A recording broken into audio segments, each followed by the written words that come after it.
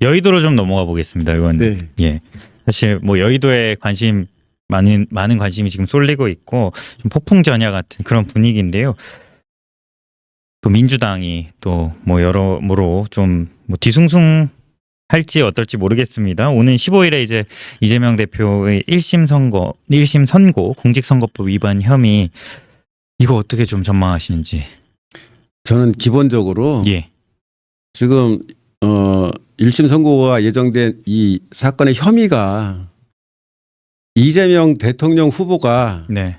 한 몇 가지 말이 사실과 틀리다고 지금 기소를 했고 네. 그거에 대해서 검찰이 인용 구형한 거거든요.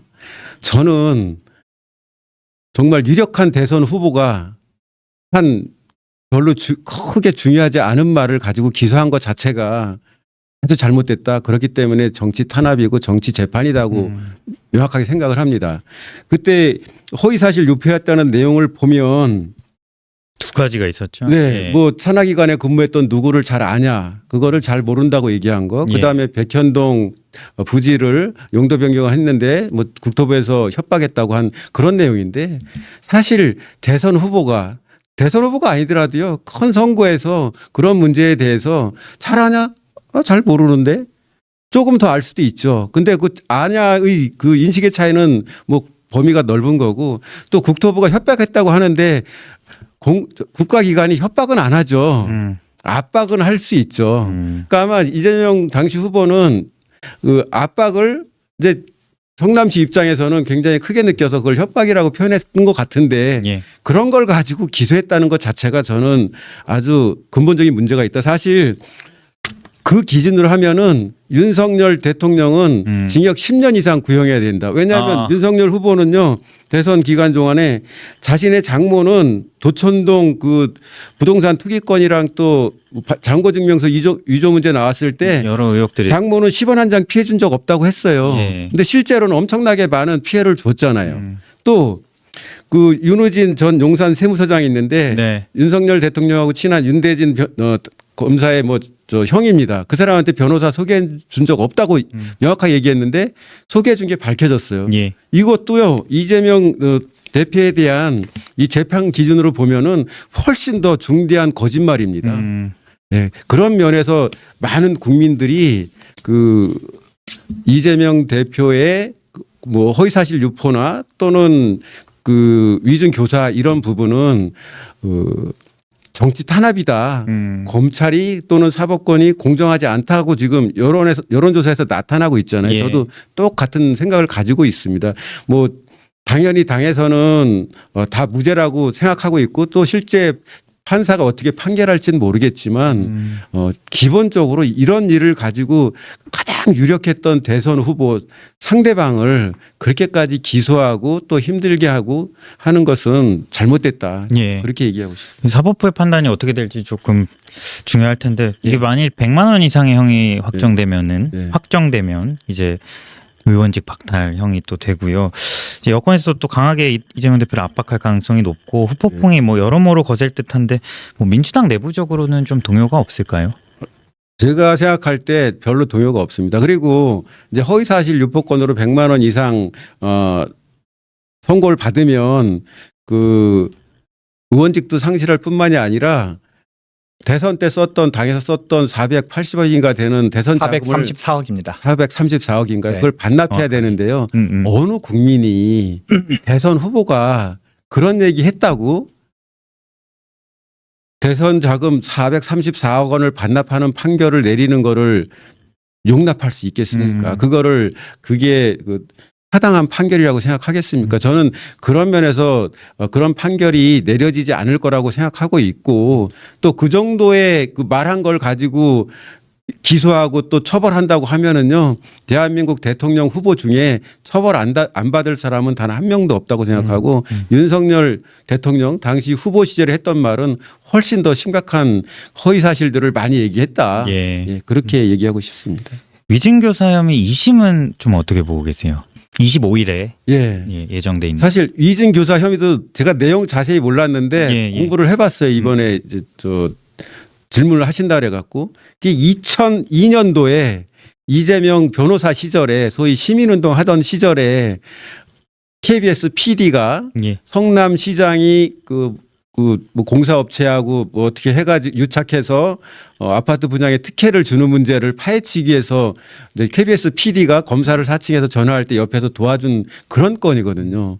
물론 그게 법을 위반했으면 처벌을 받아야 되고 실제로 그 일로 해서 이재명 대표가 150만 원 벌금을 받았더라고요. 예. 근데 그때 그 재판을 받는 과정에서 오고 간 말 때문에 지금 다시 기소가 돼서 작년에 기소가 돼서 이제 1심 선고를 기다리고 있는데 자그마치 22년 전에 벌어진 일입니다. 그리고 그때 소위 위증을 교사했다고 하는 내용과 관련된 사건을 보면 시민운동 차원에서 KBS 기자가 취재하는 거를 좀 도와주려고 하던 일 중에 벌어진 일인데 물론 위증 교사한 일도 없다고 당에서는 확고하게 생각하고 있는데 어쨌거나 이런 사건을 가지고 정말 0.73%의 차이로 진 대선 후보를 검찰이 기소하고 이걸 정치적인 이슈로 이렇게 크게 키운 것은 그렇기 때문에 이제 검찰 독재 정권이라고 생각할 수밖에 없는 거죠.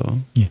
그 여기서 잠깐 한 가지 좀 여쭤보고 싶은 게 언론에서는 네. 그 우리 의원님께서 또 공천 뭐 이런 과정에서 예. 비명계 홍기원이 생존했다 뭐 이렇게 좀 표현을 하던데 예.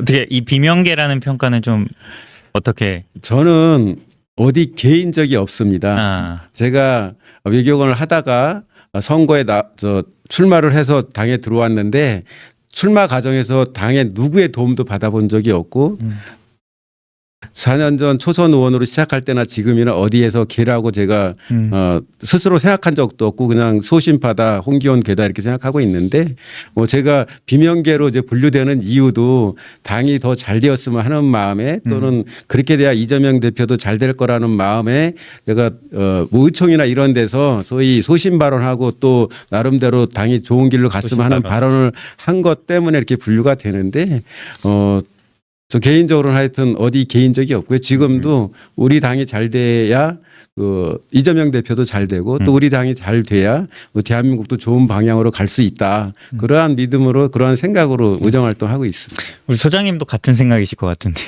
아, 예, 또 역시 비명계로 분류되시는. 뭐 그래도 관계없고 안 그래도 관계없고요. 아, 예. 참고로 제가 최근에 우리 이재명 대표 특보당 구성했잖아요. 제가 민생경제특보로 임명이 됐습니다. 민생경제특보. 예, 저는 경제 전문가로서. 저 당의 그 일원으로서 또 당의 혜택을 크게 받은 의원으로서 우리 당이 잘 되고 또 대표가 잘 되는 쪽으로 열심히 의정 활동을 해야 된다고 생각하고 있고 예, 그런 마음으로 일하고 있습니다. 이걸 여쭤본 게 당내 뭐 아주 일부일지 모르겠습니다. 네. 일각에서는 이재명 대표가 1심 선고만으로도 조금 당을 위해서 좀 물러나는 게 맞지 않느냐. 뭐 이렇게 좀 말씀하시는 분들도 아주 일부 있는 것 같은데. 예, 말씀하신 대로 뭐 아주 일부 소수라고 예. 생각하고 있고요. 기본적으로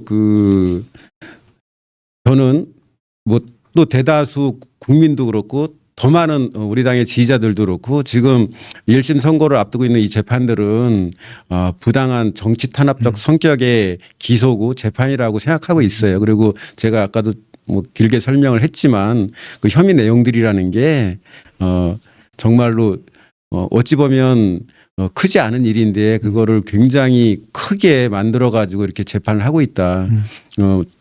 많은 국민들이 그렇게 생각하고 있고 더 많은 지지자들은 그런 인식을 갖고 있기 때문에 1심에서 혹시라도 뭐 유죄 판결이 나온다 하더라도 아마 큰 변화는 없을 거다 저는 그렇게 생각하고 있습니다. 혹시 우리 소장님은 좀 어떻게 보세요?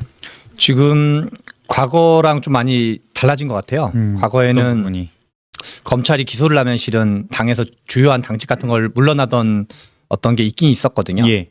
과거에 2012년 총선인가요? 2012년 총선에서는 임종석 그 당시 사무총장 한명숙 대표 체제에 임종석 그 당시 이제 전 의원 신분이었는데 당시 사무총장을 하면서 임종석 의원 본인이 아니라 보좌관이 1심에서 받았어요. 예. 보좌관이 1심에서 받아서 그래서 출마를 못했어요. 아. 그래서 실은 과거에는 민주당이든 국민의힘이든 어떤 검찰에서 기소 상태고 그리고 1심 정도를 받으면 뭔가 이렇게 좀 물러나는 게 국내 좀 더 공천에서 일반적인 거였는데 지금은 이게 뭐 뉴노멀로 볼지 않을지 모르겠지만 지금은 뭐 실제로는 달라졌고 현재 민주당 분위기를 보면은 뭐 그럴 가능성이 현저히 없다고 봐야 되는 건 자체는 사실인 것 같고 그리고 지금 판결 같은 경우는 저는 1심 판결이 이제 아시다시피 공직선거법이고 15일 날이 공직선거법 25일이 이제 그 위증교사 관련된 건데 이게 수위랑 좀 관련이 있을 것 같아요. 예.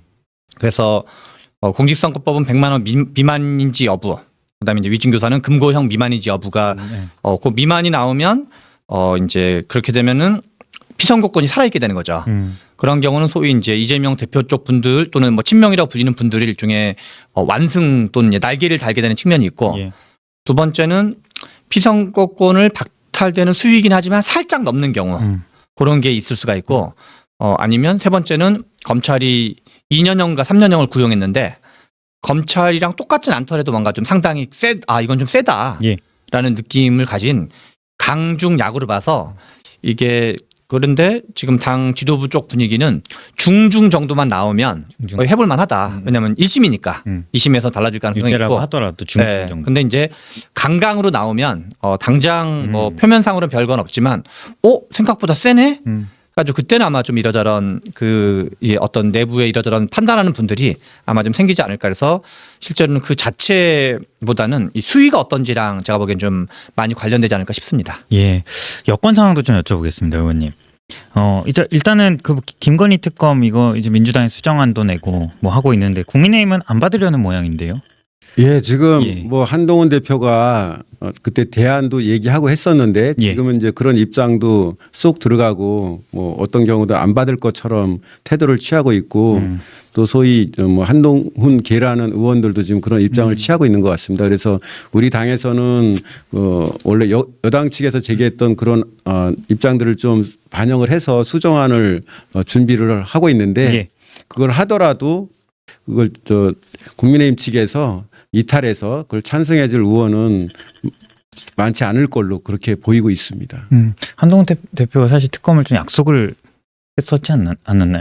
한동훈 대표가 선거 과정에서 그 최혜병 특검은 얘기를 했고 그래서. 김건희 특검은 당신이 못 건드렸죠. 왜냐하면 누구 말대로 이게 V0 또는 이제 거의 뭐 공동정부 비슷하기 때문에 맞습니다. 당신은 영린이라고 생각했던 것 같아요. 근데 다만 지금 특검이냐 특별감찰관이냐 뭐 이 얘기는 이제 차이점은 많은 분들이 알고 있고 근데 저는 이게 특검이라는 게 결국 국민들 마음속에 최혜병 특검, 김건희 여사 특검에 대해서 미심쩍어하는 마음을 다 가지고 있거든요. 그래서 당장은 뭐 이탈표가 나오냐 안 나오냐라가 무관하게 저는 이게 대선 때까지 갈 이슈라고 봐요. 그래서 우리가 축구에서 보통 상대방의 골대가 있는데 지금 대선이라는 골대가 있으면 지금 국민의힘이 당장은 이걸 좀 모면할 수 있어도 이렇게 대선이라는 골대 근처를 패스하고 있는 격이라 그럴까요?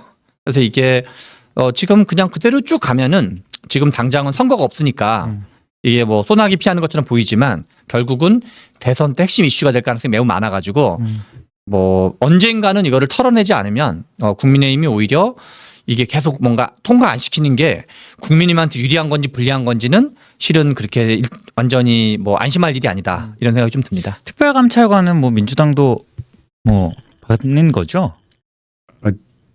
특별감찰관은 예. 결국 이제 김건희 여사 때문에 나온 얘기인데 김건희 여사 의혹과 관련해서는 전혀 관계없는 방안이다. 예. 특별감찰관은 앞으로 일탈 행위를 하지 못하도록 감찰하는 성격이 강한 건데 지금 우리 당이나 또는 국민들이 요구하는 것은 김건희 여사가 주가 조작 행위에 가담을 했느냐 또는 국정농단 행위를 한 게 있느냐를 밝히라는 거 아니에요. 근데 특별감찰관은 그 과거의 일을 밝히는 역할을 부여하는 그런 자리가 아니기 때문에 특별감찰관은 아무 의미가 없다 그렇게 생각하고 있어요. 그럼 특감도 하고 특검도 하고 이것도 아니고 일단은 특검만 일단 먼저 하는 게 특검이 낫다. 본질이고 맞다. 뭐 특별감찰관은 특검하면서 특별감찰관까지 뭐 두는 것은 예. 뭐 반대할 이유가 없죠. 근데 하여튼 특검을 하지 않는 특별감찰관 임명은 문제의 본질과는 전혀 관계가 없다. 그거로는 문제가 다르다. 소위 국민적인 그런 의혹을 전혀 해소할 수 없다. 그리고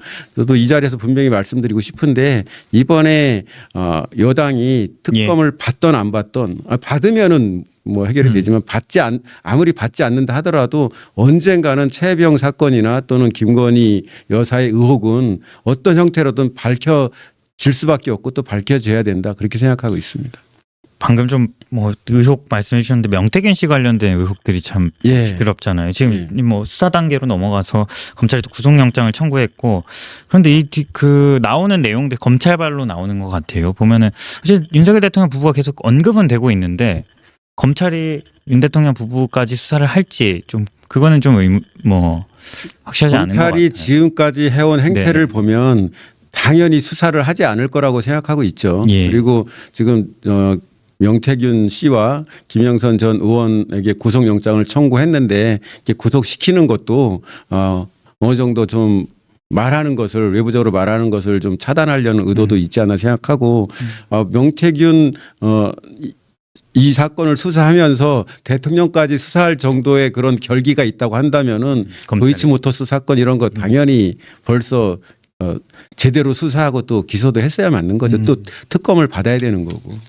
오늘자 언론 가장 핫 이슈 중에 하나가 김건희 여사가 그 코바나 컨텐츠 봉투가 찍혀 있는 예. 걸로 명태균 씨한테 오늘 500만 원 준 것이 검찰 진술로 확인됐다는 게 오늘자 이제 메일 확인됐다까지. 네, 확인됐다. 이제 뭐 한겨레가 처음에 단독 나왔고 뭐 동아일보라든가 이렇게 서로 단독 경쟁을 하고 있어가지고 일단 이제 김건희 얼마 전까지 윤석열 대통령 녹취록은 지금 이제 공개된 거고 김건희 여사의 돈도 지금 이제 밝혀진 거죠. 그래서 또 혐의 중에는 뭐 혐의라고까지는 아니지만 의혹 중에는 대통령 전용 열차에 김건희 여사가 탔고 거기에 명태균, 김영선 전 의원도 같이 탔다는 그러한 얘기도 나오고 있잖아요. 그래서 우리 당 의원들이 그거에 대해서도 지금 국토위원들이 조사하러 갔는데 봉하마을 갔을 때 그랬다는 거죠. 네. 네.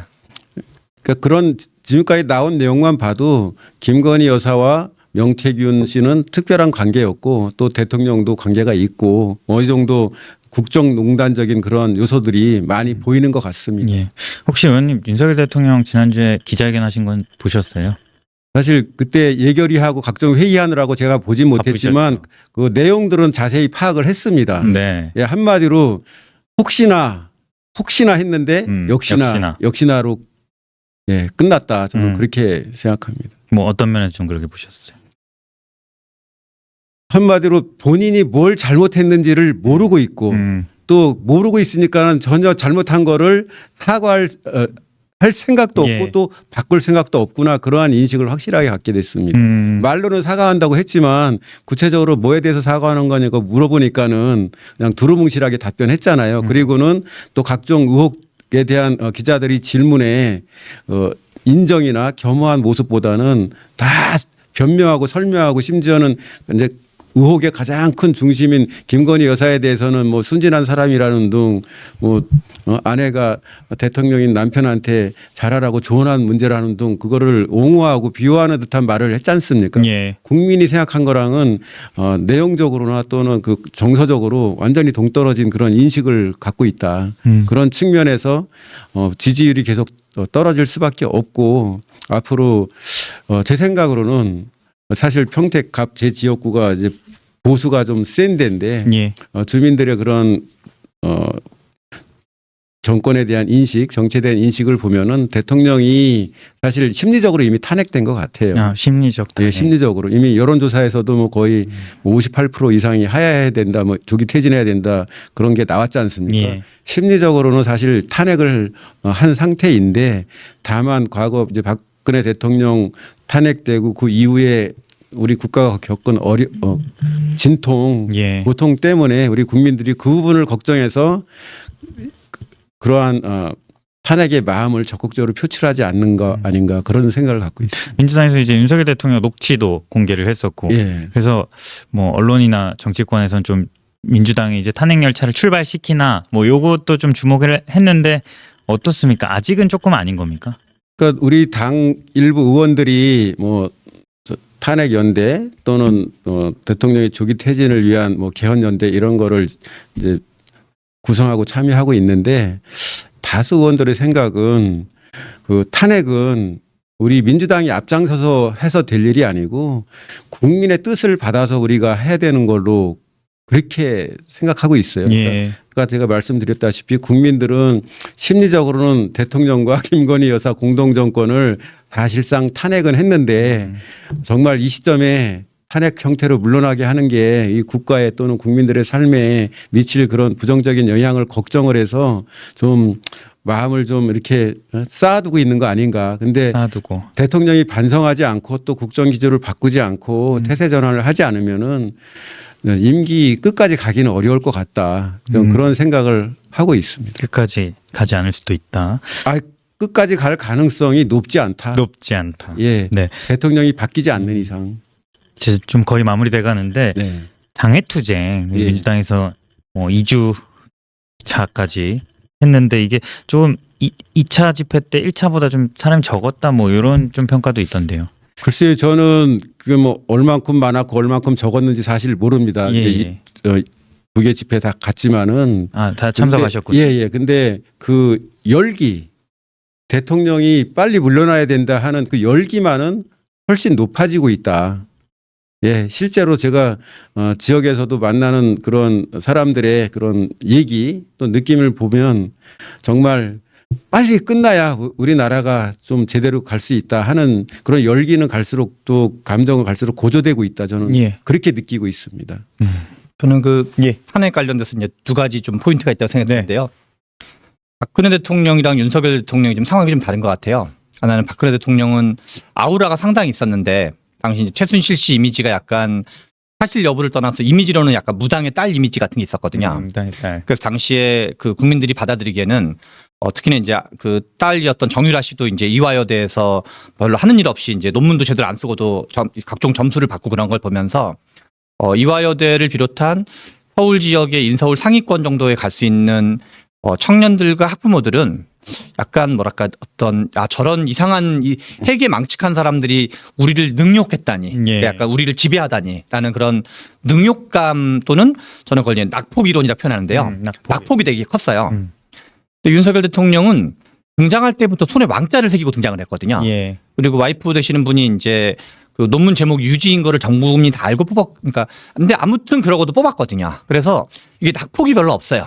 그리고 잊을만 하면 대왕고래 같은 게 등장하고 잊을만 하면 또 명태균 씨 같은 사람이 등장하고 뭔가 잘 이해하지 않는 게 계속 등장을 해가지고 뭔가 이렇게 윤석열 대통령 기대치가 매우 낮아가지고 저는 막 이렇게 들끓는 분노라기보다 지금 국민들이 느끼는 건 약간 짜증에 좀 더 가깝거든요. 애초부터 계속. 네, 그리고 또 하나는 맞아. 중요한 거는 결국 탄핵이라는 건 지난번에 그 이제 그때가 이제 20대 국회였죠. 예. 처음에 20대 국회 때 민주당이 123석, 당시 이제 국민의힘이 122석이었어요. 예. 한 석 차이밖에 안 됐는데 실제로 통과된 거는 234석으로 통과돼요. 234석으로 통과되는데 이게 민주당이 의석이 많아서 통과된 게 아니라 앞에서 이제 의원님 말했던 것처럼 뭐 국민적 어떤 공분이 막 들끓었기 때문에 그리고 당시 여론 한 거의 85% 정도 나왔었거든요. 탄핵 여론이. 근데 지금은 그 정도까지 그러니까 보수가 그때 한번 경험한 이후로 약간 보수 쪽에 학습 효과가 있다 그럴까요? 그러니까 보수 쪽 입장은 이렇게 저렇게 만나보면 그냥 진보 좋은 일만 시켜줬다. 예. 이게 이제 보수 쪽의 어떤 컨센서스여가지고 국민 여론으로 치면 제가 보기에 한 85%를 넘냐 안 넘냐. 이 정도가 되면 보수도 바뀌는 거죠. 예. 그러나 그 정도까지 되지 않으면 만만치는 않을 것 같다. 이런 생각입니다. 이런 부분이 또 민주당한테 고민이 좀 될 수 있겠네요. 예, 그렇습니다. 저도 개인적으로는 국가를 위해서도 윤석열 정권이 빨리 끝나는 게 좋다고 생각하는데 예. 국민들이 우려하는 그런 부분도 경시할 수 없기 때문에 이제 고민이 깊은 거죠. 네. 의원님 혹시 오늘 좀 꼭 하고 싶었는데 못하신 말씀 혹시 있으십니까? 예, 국민들께는 참 죄송하다는 말씀을 많이 드리고 싶습니다. 마지막으로 뭐 지역에서도 제가 가끔 말씀드리는데 지금 먹고 사는 게 무지하게 힘들거든요. 예, 맞습니다. 예, 시장이든 뭐 또 자영업 하는 분들 만나서 얘기를 나눠보면은 정말로 코로나 때보다 힘든 건 당연하고 IMF 때보다도 더 힘들다 하는 정도로 먹고 사는 게 힘들고 또 뭐 상가의 공실이 갈수록 크게 빠르게 늘고 있어요. 예. 근데 우리 정치가 매일매일 뉴스에 나오는 게 싸움에 관한 얘기, 정쟁에 관한 얘기만 있고 특히 뭐 미래의 비전이나 어떻게 하면 이 위기를 헤쳐나갈 것인가에 대한 그런 얘기는 많이 나누지 못하는 게 그런 모습을 보여주지 못하는 게 참 죄송하다 그런 말씀 드리는데 이런 과정이 우리나라가 또 한 단계 앞으로 나가가기 위한 진통인 걸로 좀 이해해 주시면 좋겠습니다. 예.